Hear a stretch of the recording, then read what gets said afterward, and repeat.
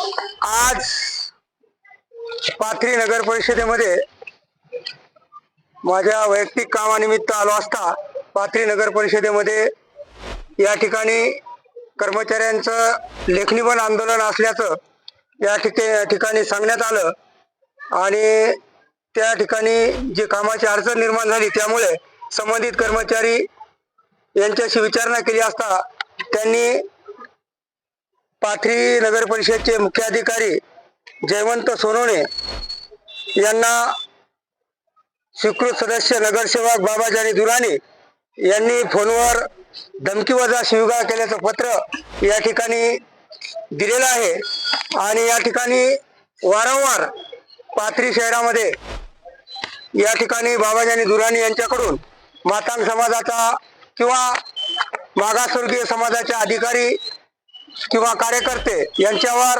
दबावाचं राजकारण करून त्यांना धमकीवजा करून या ठिकाणी प्रेशर निर्माण करण्याचं काम या ठिकाणी बाबाजानी दुराणी यांच्याकडून होत आहे। त्याचाच एक भाग म्हणून मागच्या काही महिन्यापूर्वी ज्येष्ठ समाजसेवक DS दादा कांबळे यांना देखील अशा प्रकारचा धमकीवजा केल्यामुळे त्यांनी देखील या ठिकाणी त्यांना आत्महत्या करण्यास प्रवृत्त केलं आणि त्यांची या ठिकाणी हत्या झाली।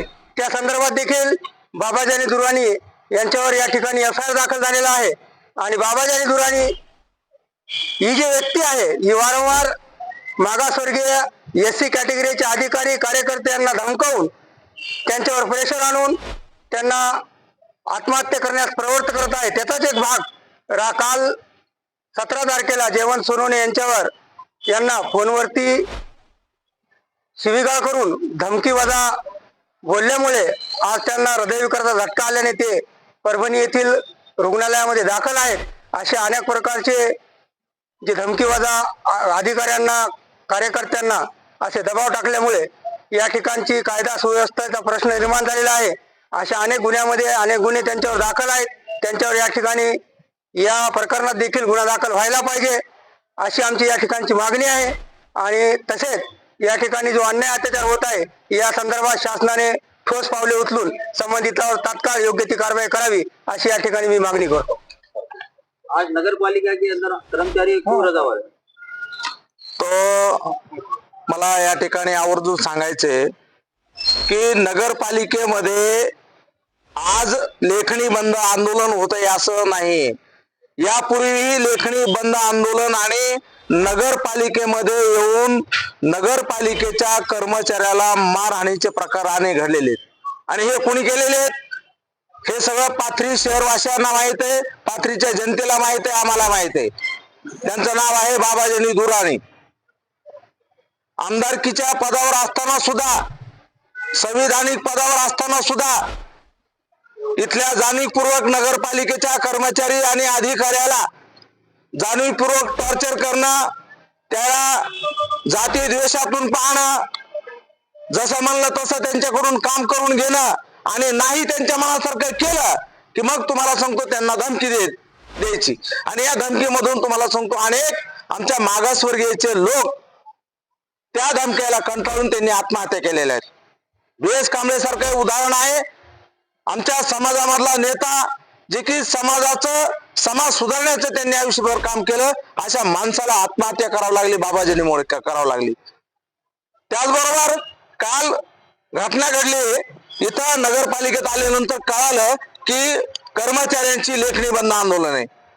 आमचं कर्तव्य आहे शिवसेनेचे पदाधिकारी म्हणून आम्ही विचारणा केली काय झाले म्हणून, तर त्यांनी सांगितलं जयवंत सोनवणे प्रभारी इथं अधिकारी इथं शिव म्हणून काय त्यांचं खटकला दोघांमध्ये बाबाजानीचा त्यांचं आम्हाला माहित नाही, पण त्यांनी डायरेक्ट त्यांना फोनवर भ्रमणध्वनीवर अश्लील भाषेमध्ये शिवीगाळ केली, जीव मारण्याची धमकी दिली आणि त्यामुळे ते दवाखान्यामध्ये ऍडमिट आहेत।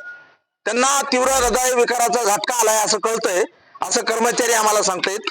आणि हे जे आता माझ्या हातामध्ये जे निवेदन आहे हे लेखणी बंद निवेदन आहे। या कर्मचाऱ्याला अधिकाऱ्याला कोण सहकार्य करणार आहे, यांचं सुरक्षा कवच म्हणून कोण पाहणार आहे?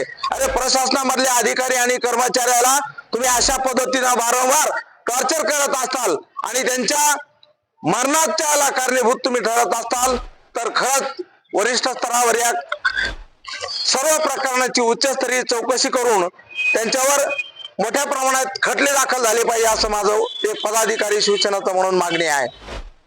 दुर्राणीने जयवंत सोनवणे यांना भरवून ध्वनीवरून शिवीगाळ केल्याचं रेकॉर्डिंग वगैरे काही सबूत आहे का आपल्याकडे? तर रेकॉर्डिंग वगैरे सगळं जयवंत सोनवणे सध्या परभणी दवाखान्यामध्ये ऍडमिट आहेत आणि ते सुट्टी त्यांना झाली किंवा ते शुद्धीवर जर आले तर आपण विचारलेले जे प्रश्न आहेत त्याचं उत्तर निश्चित मिळेल आपल्याला. आणि दुसरा एक महत्वाचं अजून सांगायचंय, ह्या सगळ्या परिस्थितीमुळं प्रशासकीय यंत्रणेमध्ये विनाकारण खोडा घालणे, प्रशासकीय यंत्रणेला वेठी धरणे, अधिकारी कर्मचारी यांना टॉर्चर करणे आणि ह्याच्यामुळं सर्वसामान्य माणसाच्या कामावर एक परिणाम होत आहे. सामान्य माणसाला रहिवासी प्रमाणपत्र भेटत नाही, पीटीआर वेळेवर भेटत नाही आणि अशा या लेखणी बंद कार्यक्रमामुळे प्रशासकीय लेवलवर आणि सामान्य माणसाला या ठिकाणी त्रास होतोय. याला जबाबदार कोण आहे? प्रशासकीय कामामध्ये अशा पद्धतीने अडथळे आणले ना त्यांच्यावर गुन्हे दाखल होणं गरजेचं आहे आणि वरिष्ठ पातळीवर माननीय जिल्हाधिकारी परभणी यांनी या ठिकाणी या प्रकरणाची दखल घेऊन त्यांच्यावर कारवाई करावी अशी आमची शिवसेनेच्या वतीनं मागणी आहे.